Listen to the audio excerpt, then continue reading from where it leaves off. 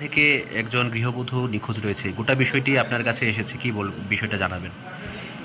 গত ২৮ তারিখে ২৮ তারিখে সন্দীপ বর্মন আমাদের পিএসএ আসে এবং আসার পরে একটা মিসিং ডায়েরি করে। মিসিং ডায়েরিটা ওনার মিসেসের নামে। অ্যাকচুয়ালি উনি নাকি গত ২৭/১১/২০২৫ তারিখে বাপের বাড়ি যাবে বলে খোয়াই অটো স্ট্যান্ড থেকে কল্যাণপুরের উদ্দেশ্যে ওনার হাজব্যান্ডই ওনাকে অটোতে দিয়ে দেয়। তারপরে বিকালবেলায় হয়তো বা উনি দেখে যে ওনার মোবাইল সুইচ অফ। তারপরে খবর টবর নেওয়ার পরে জানতে পারে যে বউ নাকি বাপের বাড়িতে যায়নি। তারপরে ওনার বেসিসে আমরা একটা মিসিং মিটি করি। মানে তদন্ত চলছে, তদন্তে কি মনে হচ্ছে? এখন তো আমরা যা যা ইনভেস্টিগেশন করছি, ইনকোয়ারি করছি ওনাকে ট্রেস করার জন্য।